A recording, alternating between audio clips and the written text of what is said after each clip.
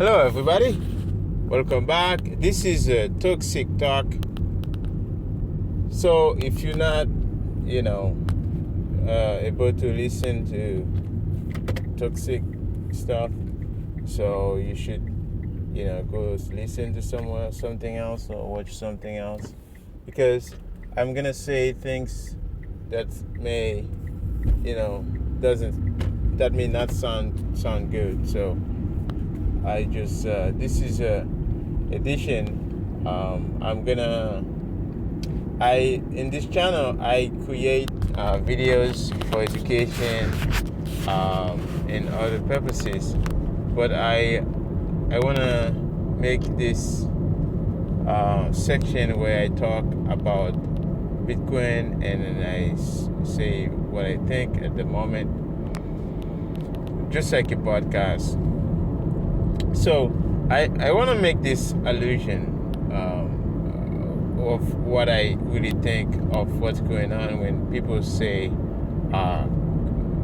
you see these crypto people talking about proof of stake and proof of work. They kind of confuse the reason why Bitcoin was invented. And I created a video the other day. I explained the white paper.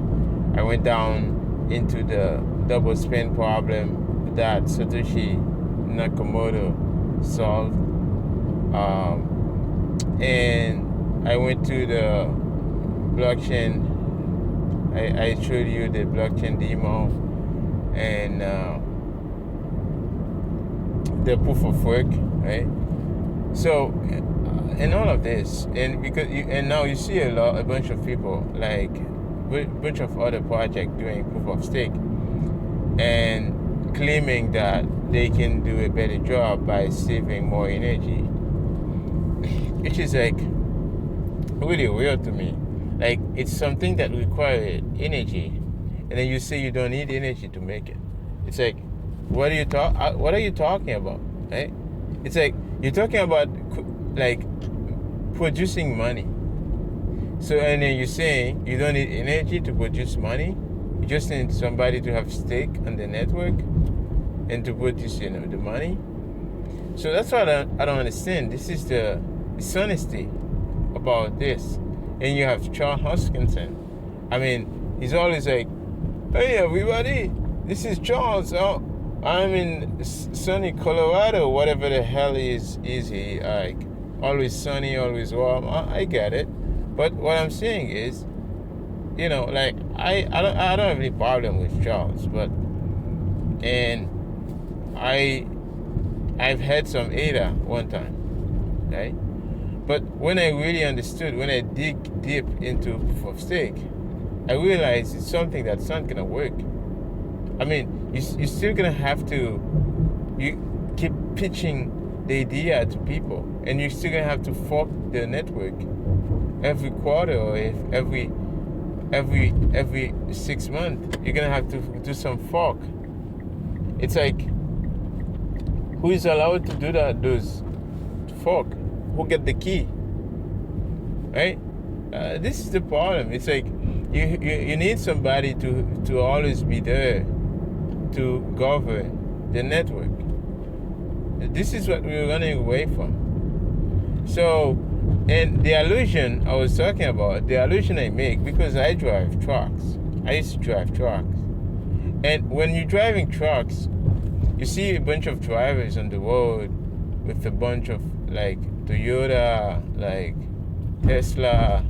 You see a bunch of little cars on the road, and they're always cutting you off, right? They look at you like a dumb driver. You can't drive fast enough, and then you just like driving slow, right? But what they don't understand, the big truck, it's a big fucking truck, right? Even if this thing touch you, right, it's gonna kick you all the way to the next street. Right? So that's why the driver is so patient. That's why the driver is so cautious. This is Bitcoin. Bitcoin is a big truck on the road. And all those other proof of stakes, Those are the Toyotas, those little cars on the road.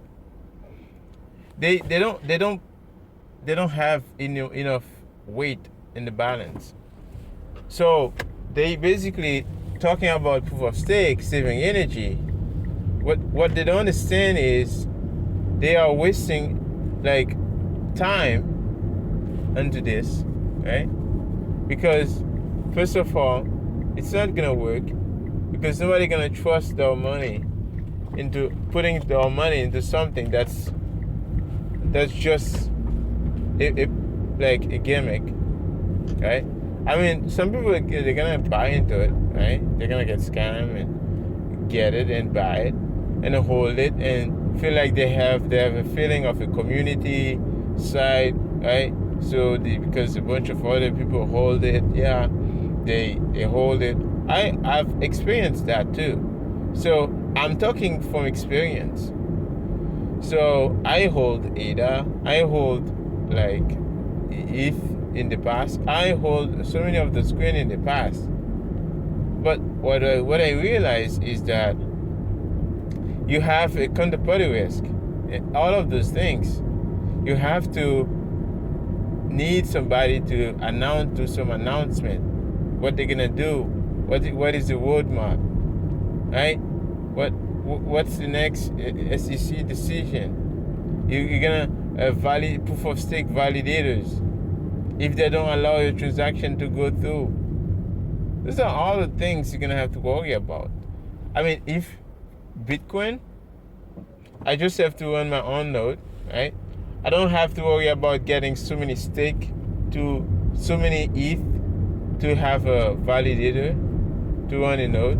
I don't need that. I simply run my own node with a simple Raspberry Pi. I show you guys how to run that. And if 99.9% of the network is refusing my transaction, right, which is really rare to happen, right? If they block my transaction, what I can do, I can go on, turn on my own miner. S9 is just less than $500, right? So turn on the S9 and then run my own node. This is the difference. This is the difference, right? When you're talking about, let's say you're a nation state, right? If you have an attack, right? You have your multi-sig wallet, you have your miner, right? You're mining Bitcoin. There's no way they can block your transaction, right? And you have like and you run your own node, right? So this is the difference, and this is what most people don't understand. So most people think, okay, yeah, we're gonna do proof of stake, and you're just gonna save energy. Yeah. That this is a really Ponzi scheme, because all those ESG scam, all this talk, they're just talking about ESG. We all know it's bullshit, right? It's just another fiat scam, right? So, anyways, this was my toxic talk for today. I hope I wasn't too toxic, and I will see you again for the next toxic talk. Bye, cover.